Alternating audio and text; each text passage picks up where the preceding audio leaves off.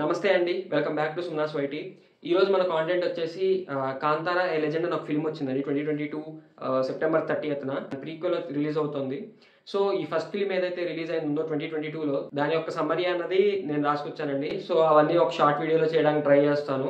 First వచ్చి ఈ film 3 time లైన్స్‌లో జరుగుతుందండి. ఫస్ట్ వచ్చి 1847, తర్వాత 1970 అండ్ 1990 మొత్తం 3 టైమ్ లైన్స్‌లో జరుగుతుంది.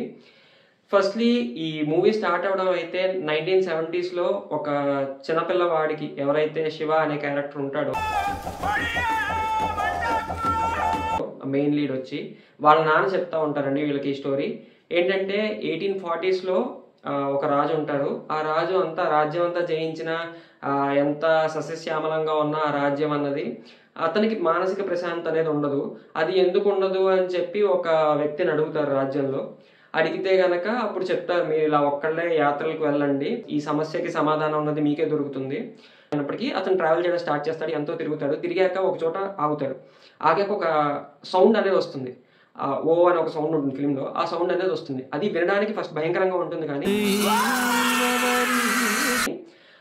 అతనికి అది అలా అనిపించదు. సో అది చాలా ప్లీజింగ్గా ఒక అమ్మ పిలిచినట్టు, ఒక మా అమ్మ పిలిచినట్టు అలా అనిపిస్తుంది. సో అతను వెళ్ళి ఆ ప్లేస్లో వెళ్ళి అక్కడ చూడగానే అక్కడ జనాలందరూ పోగైపోతారు. వెంటనే అతను అడుగుతాడు, మాకు మీ దైవం కావాలి, మీకు మా నుంచి ఏం కావాలో చెప్పండి, నేను అది ఇస్తాను అని చెప్పి.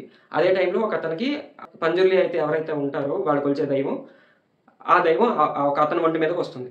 వచ్చాక అతనికి ఏం కావాలి అని అడిగితే, మీకు దైవం కావాలా అంటే ఇప్పుడు నేను ఒక అరుపు అరుస్తాను, ఆ అరుపు ఎంత దూరం వచ్చిందో అదంతా అది ఊళ్ళో వాళ్ళకి కావాలి, ఆ ఊరి జనం కోసం కావాలి అని చెప్పి పంజుర్లి అడుగుతుంది ఆ మనిషి ద్వారా.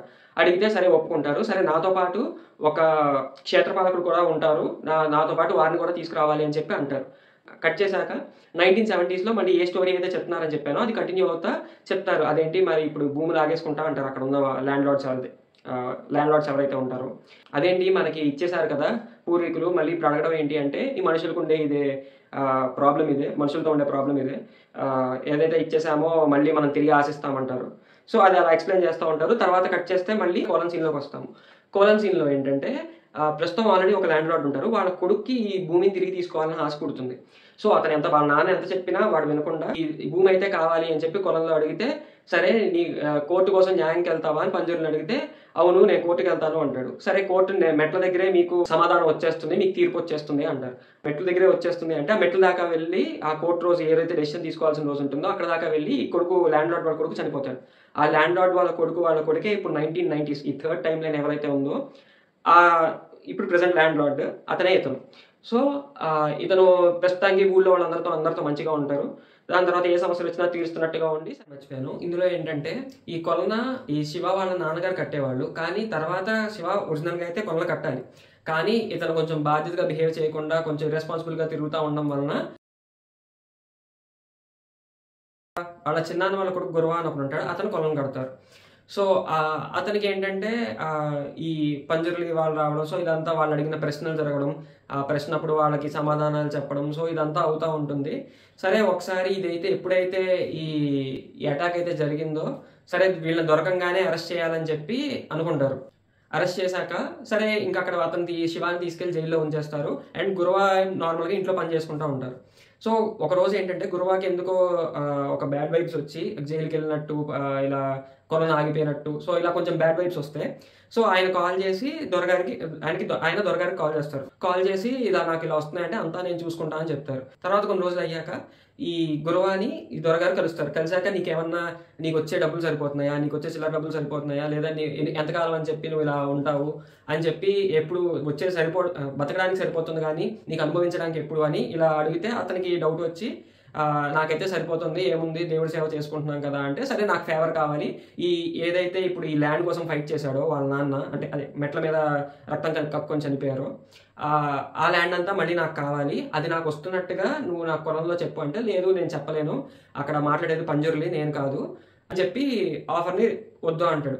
సరే ఈ విషయం ఈ విలేజర్స్కి తెలిస్తే చాలా బాధపడతారు అని కూడా చెప్తే ఆ టైంలో అతన్ని చంపేసి బాడీని తీసుకెళ్ళి గుడి కాదు దాన్ని ఆ కొలం కట్టే ప్లేస్లో ఆ బాడీని తీసుకెళ్ళి పడేస్తారు. సరే ఎప్పుడైతే ఆల్రెడీ ముందు శివాని అరెస్ట్ చేశారని చెప్పాం కదా, అతన్ని వీళ్ళ వైపు తిప్పుకోవడానికి దొరగారు ఏం చేస్తారంటే, నేనే విడిపిద్దాం అనుకున్నాను, ఈ లోపే నువ్వు బయటకు వచ్చావని చెప్తారు. కానీ యాక్చువల్గా విడిపించేది విలేజర్స్ వైపే ఒక ఆయన ఉంటారు.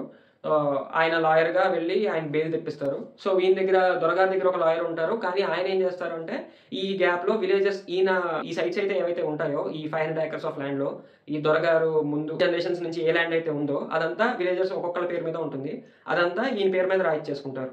ఆ రాయిచ్చేసుకున్నది అప్పుడు చివరి నిమిషంలో ఈ ఫారెస్ట్ ఆఫీసర్‌కి తెలుస్తుంది. తెలిసాక అదంతా ఎవరైతే విడిపించారో ఆ లాయర్ దగ్గరికెళ్ళి ఇలా ఫైట్ చేద్దాము అని ఒప్పించడానికి వెళ్తే, ఆ టైంకి ఈ పోలీస్ ఆఫీసర్ దగ్గర ఎవరైతే ఉంటారో అతను దొరగారి మనిషి. సో, ఈ రివీల్ అనేది ఆళ్ళకి ముందే తెలిసిపోతుంది. సో, శివాని అతని వైపు తిప్పుకుంటే ఈ పోలీస్ ఆఫీసర్‌కి విలేజర్స్ నుంచి తప్పించుకోవచ్చు అని అనుకోని, ఈ విలేజర్స్ దగ్గర నుంచి తప్పించుకోవచ్చు అనుకోని శివాని రిలీజ్ చేయమంటాడు. సో, శివాని రిలీజ్ అయ్యాక దొరగారు చెప్పింది పూర్తిగా వినేస్తే, ఈ దారిలో ఎప్పుడైతే మన గురువాని చంపేప్పుడు ఒక దారిలో ఒక మహాదేవ్ అనే ఒక ముసలాయన ఎదురొస్తారు. ఆయన ఎదురొచ్చినప్పుడు అతను వెళ్ళేప్పుడు ఇద్దరిని చూస్తారు. కానీ వచ్చేప్పుడు ఒక్కడే ఉంటారన్న విషయం శివాకి చెప్తారు. ఇదెప్పుడు రిలీజ్ అయిన తర్వాత. వెంటనే ఇంక దాని తర్వాత ఒక యాక్షన్ సీక్వెన్స్ ఉంటుంది. దాని తర్వాత వెళ్ళి ఈ దొరగారికి మన శివ ఎళ్లి చెప్తారు. మాకిలా విషయం తెలిసిందంటే ఒక ఇండైరెక్ట్ స్పీచ్‌లో ఒక సీక్వెన్స్ ఉంటుంది. కొన్ని డైలాగ్స్ ఎక్స్‌చేంజ్ ఉంటుంది. దాని తర్వాత వచ్చి క్లైమాక్స్ అండి. క్లైమాక్స్‌లో ఏంటి అంటే ఈ జనమంతా దొరగారి మనుషులందరూ ఒకవైపును, విలేజర్స్ అంతా ఒకవైపు. దాని తర్వాత ఫైట్ అవుతుంది. ఆ టైంలోనే అందరూ అయిపోయాక ఈ శివాని కూడా ఆల్మోస్ట్ అయిపోయిందన్నాక కాదు. ముందు ఏదైతే చెప్పానో ఈ క్షేత్రపాలకుడు ఎవరైతే ఉంటారో అని చెప్పి, ఆ క్షేత్రపాలకుడు ఈయన మీదకొస్తారనమాట. శివ అనే క్యారెక్టర్ మీదకి. వచ్చాక అప్పుడు ఒక యాక్షన్ సీక్వెన్స్ ఉంటుంది. తర్వాత ఫైనల్లీ శివ కొలను కట్టి వీళ్ళ ఫాదర్ ఒక చోట స్టార్టింగ్‌లో మాయమవుతారనమాట. ఇది